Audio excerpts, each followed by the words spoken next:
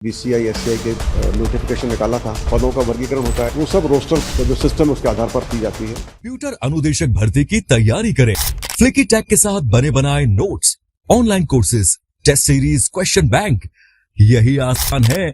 आज ही ऑर्डर करें फ्लिकी टैग ऐप से। कंप्यूटर अनुदेशक भर्ती की विज्ञप्ति आपने जारी कर दी है। पदों को लेकर अभ्यर्थी कह रहे हैं कि पदों के वर्गीकरण में फिर से कुछ कमी है। हालांकि एक पूरा लंबा प्रोसेस होता है पदों के वर्गीकरण का। एक तो पहले तो विज्ञप्ति के बारे में किस तरीके से क्या कुछ रहेगा, आवेदन भी शुरू हो गए हैं। साथ ही पदों को लेकर आप अभ्यर्थियों को क्या मैसेज देंगे कि वर्गीकरण किस तरीके से?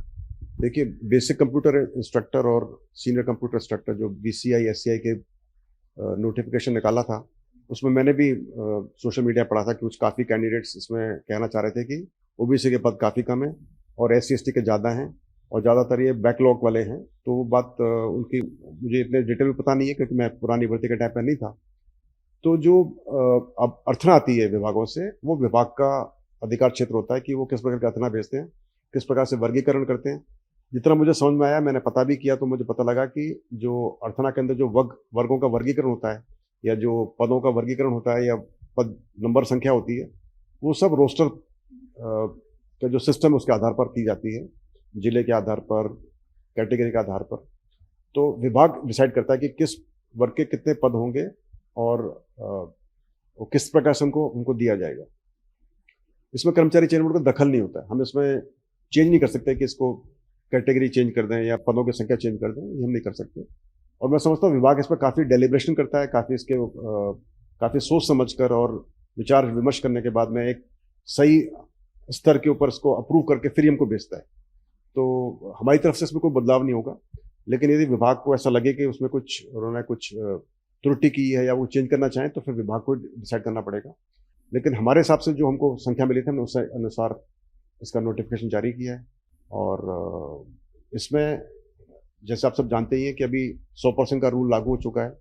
यदि पद बढ़ते हैं तो ये संख्या डबल हो सकती है, लेकिन उसका फिर वर्गीकरण क्या होगा इसके बारे में मुझे नहीं कह सकता। उसके बारे में विभाग को निर्णय करना पड़ेगा। कंप्यूटर अनुदेशक भर्ती में इस बार एक लाइन दी गई है, वो काफी अच्छी है। गलत जानकारी भरोगे तो बस कार्रवाई की जाएगी। सही जानकारी दीजिए। अभ्यर्थी को क्या मैसेज है, क्योंकि ये एक ऐसी भर्ती है जिसमें टेक्निकल काफी स्ट्रांग है। हाँ, बिल्कुल आवश्यक है कि हर भर्ती के अंदर हम चाहते हैं कि कैंडिडेट सही जानकारी दें, क्योंकि यदि आपने जानकारी गलत दी और फिर वो मिसमैच पाई गई आपकी जानकारी से, जब आप डीवी के लिए आओगे, स्क्रूटनी फॉर्म भरोगे, जब उस समय कोई मिसमैच पाएगा तो फिर आपको परेशानी उठानी पड़ेगी, आपकी पात्रता भी निरस्त हो सकती है। तो बेहतर होगा कि अपन सारी जानकारी बहुत सोच समझ के भरें। अपन ई मित्र पर पूरी तरह निर्भर ना रहें। ई मित्र की सहायता लें, मगर आप साइन करने से पहले, फॉर्म को सबमिट करने से पहले अपनी सारी डिटेल्स चेक कर लें कि आपने जो भरी है, आपकी जो कैटेगरी, खास करके उसमें बहुत हमेशा गलती बच्चे करते हैं, टीएसपी, नॉन टीएसपी, प्रेफरेंसेस, वो सब आप अच्छी जानकारी करके चेक करके फिर ही आप फॉर्म सबमिट करें। और जब भी फिर आपको मौके मिलते हैं करेक्शन करने के, आप करेक्शन करें। और आपके माध्यम से बताना चाहूँगा कि अब हम जो करेक्शन का सेकंड करेक्शन जो हम चांस दे रहे हैं, वो दे रहे हैं फॉर्म परीक्षा होने के बाद। यानी कि जब आप परीक्षा देने जा रहे हो, आपके पास एडमिट कार्ड मिला हुआ है, उसमें सारी डिटेल्स जो इंपॉर्टेंट होती है आपके पास आ रखी हैं। आपका नाम, माता पिता का नाम, आपके कैटेगरी, आपका जेंडर, सब डिटेल्स होती हैं, प्रेफरेंस वगैरह। तो आपको चाहिए कि आप कम से कम एडमिट कार्ड देखने के बाद तो अपना करेक्शन फॉर्म करें, ताकि आपको फिर परेशानी ना उठानी पड़े। अब बहुत से कैंडिडेट्स हमारे पास आते हैं जिन्होंने गलत कैटेगरी भरी होती है और फिर वो चाहते हैं कि हम कैटेगरी चेंज कर दें, जो कि संभव नहीं हो पाता, उनको नुकसान हो जाता है। बच्चों ने परीक्षा पास कर ली है, उनका अच्छे मार्क्स बन रहे हैं, मगर चूंकि उनको कैटेगरी उन्होंने गलती भर दी है तो उनको परेशानी उठानी पड़ती है।